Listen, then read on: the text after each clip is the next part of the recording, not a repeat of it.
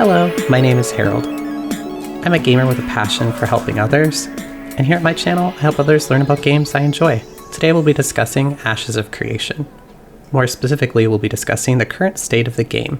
Given this game is in alpha testing, I like to make a video every once in a while that gets you back up to speed on the current state of the game and its development.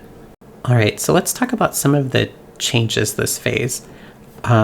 The biggest thing that they tried to tackle in this phase was the economy of the game. And if you're not watching the dev stream or playing the alpha, you might wonder what I mean by that. All I'm talking about is, when I talk about the economy of the game, is how players get equipment or gear in the game. In prior phases, you just sit on a boss with a group of friends and kill it until it dropped a finished item. What they were looking to change this phase was you killing the boss and getting the unique crafting component and recipe from the boss, and not really sit and wait for the crafted item. So they made it, they would make it more rare and it'd just be a treat, not really the goal of dealing with the boss. So now that we're on the same page, let's talk about how those things went. We're going to first start with the things they did well. The first thing, they made a ton of recipes, like literally hundreds. Biome specific recipes. They also added gatherable materials for the different biomes. It was just really well done.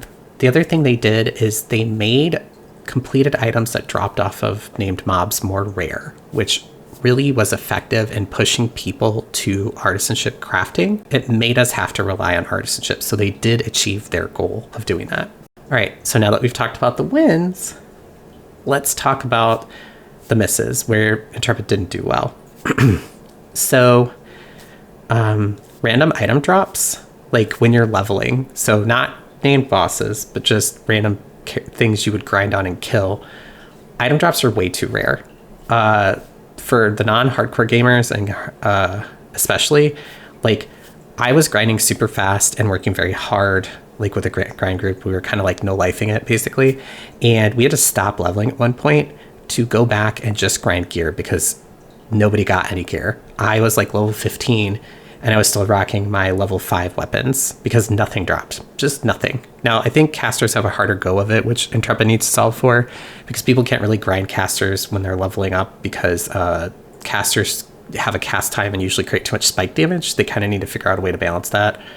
But even my other buddies, like, we'd have to stop and get people gear. It was just way too hard to get random grays to drop while you were leveling. So it was a bit of an overcorrection. But if you've been in alpha testing or seen people who alpha test, Ashes tends to swing really hard one direction and then correct later. They're very much like a deep end and then correct kind of a development company. So you kind of know that going into it. So I wasn't surprised. Like, while we were leveling, the drops from 1 to 15 were so rare we had to go back and grind stuff, and then we would move on to more level appropriate places as we got past 15, and then we saw Intrepid post that they were fixing drops between those level ranges. So that kind of told us, they even agreed and saw the data really quickly when they looked at it, that something was wrong, which was great. Bad for us because we already out leveled it, but it was great to see they already corrected it and agreed. The other miss that they had made all of these great recipes for all the different biomes, and they're all statted differently, which is wonderful. But I feel like they kind of made it too ambitious. Like, again, like just like the prior thing where they made the drops too rare. In this, they required too many items, like too many gathered materials to make an item. And I'm confident with feedback that they're going to adjust those recipes. The only thing that I'm not really clear on is if they're making level 25 recipes more daunting because it is the current end game, and they'll kind of back off of that when they finish the stuff they want to do to classes and make then enough content for us to level to 50. Like, it's kind of debated in the alpha tester circles whether the recipes and amounts and things for level 25 are really representative of what the intended end game is, or if they're true to form, what kind of time commitment and resources we need to commit as a level 25. So that covers the economy changes for this phase. I wanted to touch on a few more things really briefly that they changed. So leveling changed. They slowed leveling down quite a bit. It takes a lot more time now. And there wasn't a lot of additions as far as content goes. And what I mean by that is specifically quests or events. they added a ton of different areas that you could play in, like the anvils are open and there's pocket dungeons there, but they didn't add a lot of quests or events to even the Riverlands, for example. So there wasn't a lot of new ways to kind of beat the grind that you already knew as an alpha tester. So did I think the time it took to grind felt especially bad? No. Did I think that as an alpha tester that there's meaningful progress that could have gone along with this? Yes. So that's a missed opportunity. The best example of content that I think they could have used to make this phases launch and leveling experience be engaging for the tester and also get them valuable feedback is if they somehow could have finished the class and talent level, or sorry, the class talents update that they have teased with like I think it's the cleric tree they've shown before.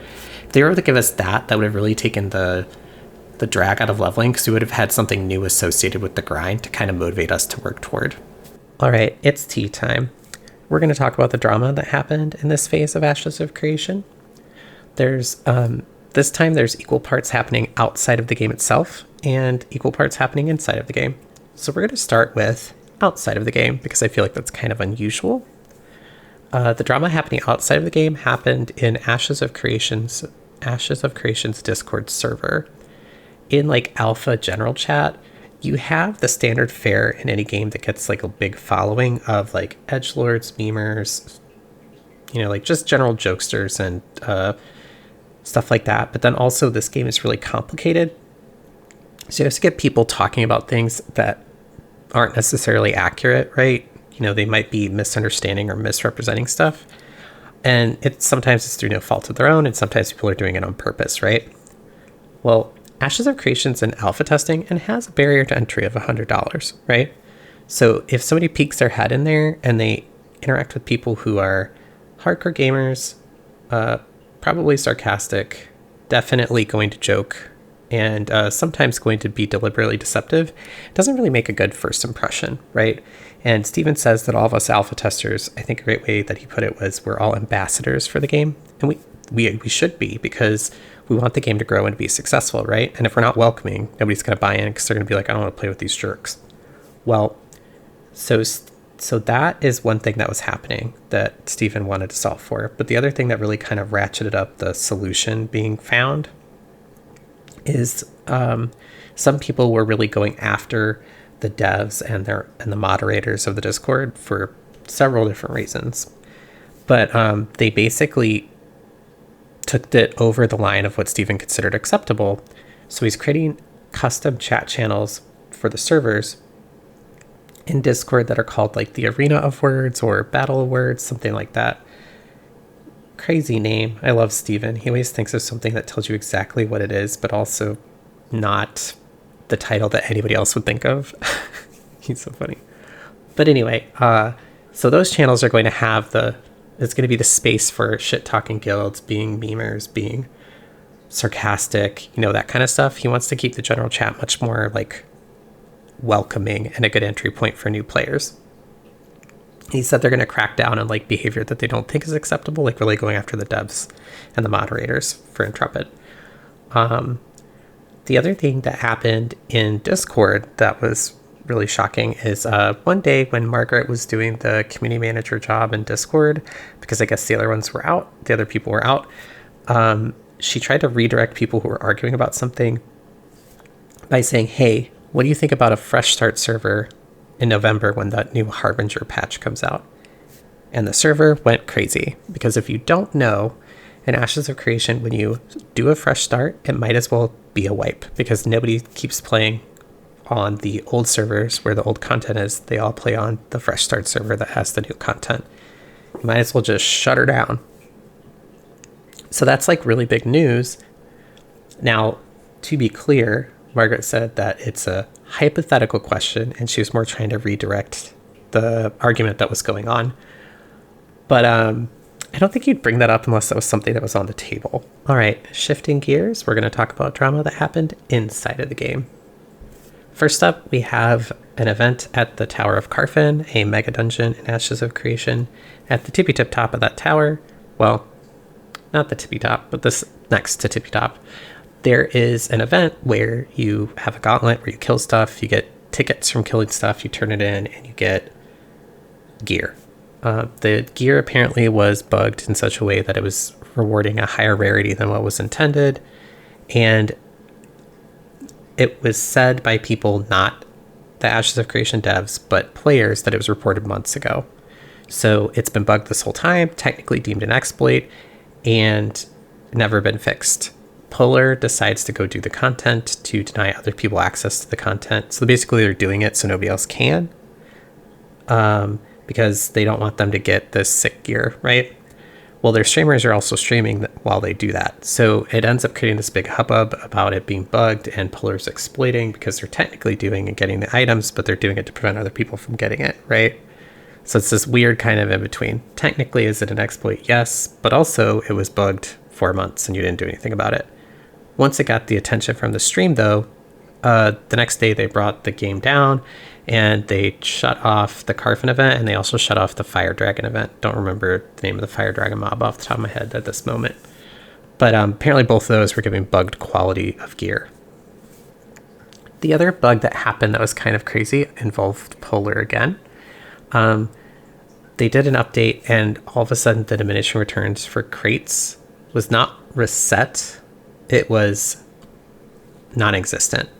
So when you turn in a crate from one location to another, there's like a diminishing return. So if you and your buddies all turn in a crate and then turn around, go back, grab more, and turn it in again, it's going to go down a little bit over time. And then people figured out after they turned in a couple, they were still getting max value. Basically, the value on crate turn-ins never diminished. So we were up for like 8 hours, and people kept turning in crates over and over again.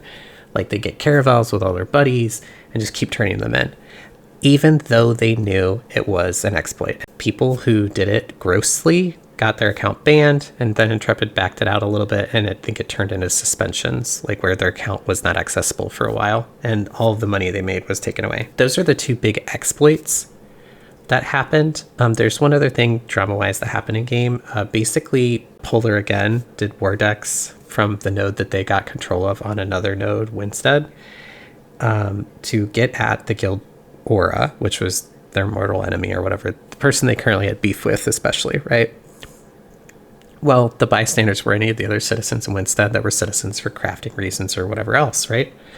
Polar did a node war deck on Winstead, and just, it makes it so that people between the different nodes are like flagged for each other basically at all times. They just leveled the place over and over and over again, right?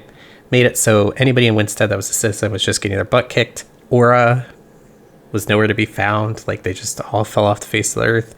Most of them dropped guild, and then that guild dissolved and got absorbed into Supple, like stopped being existing even. Well, in that course of time, Intrepid also deactivated node war decks because the AI for the guards for the town weren't up to snuff, right? They also wanted there to be like, I think, a warning period or something like that, but they buffed the AI for guards in town, and then they reactivated it, right? But it was pretty crazy to see a guild that was the dominant guild on the server basically like lay waste to a part of the game, and again forced their hand, just like in the Carfin event, them streaming it forced Intrepid's hand to deal with the problem that had gone unaddressed. All right, we've talked about all of the things over the last couple months that have made the game what it is. So now let's talk about the path forward.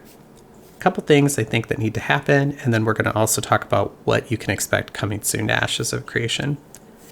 So the things that I think need to happen, first one is very much balancing playing the game with crafting.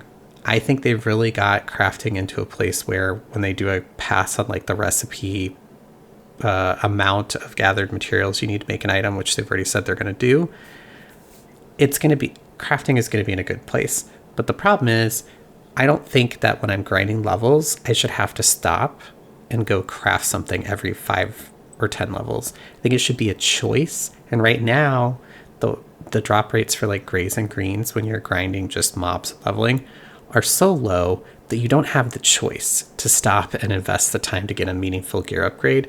You just have to, because weapons are a large part of a power spike or scaling of your character. They need to make them drop while you're leveling, while you're grinding. Just the very lowest tier of them, period. Because if you don't, it's just not possible for you to keep pace, which I don't think they want to go that far. And if they do, I just disagree. It's not fun design. The next thing they need to do is they need to probably start naming exploits, like sharing what they are so we don't interact with them if they're going to leave them up for months. And that being said, that was the months comment was something I heard from a player, not from Intrepid. So I don't know if that's necessarily the case, but I heard it from a couple people that a couple of the exploits that I had named in this video were actually there for months. Because then at a certain point, if you're leaving it up for other people to then interact with and exploit, and they may not even realize that it's an exploit, they're then going to, the people who did report it know it's an exploit are going to be at a disadvantage. And after a certain period of time, without fixing it or disabling it, is it really still an exploit? Because other people are engaging with it and it's creating a power disparity in the game. It almost seems like Intrepid saying, it's not really an exploit, it's just something we need to fix at that point if it's up for months.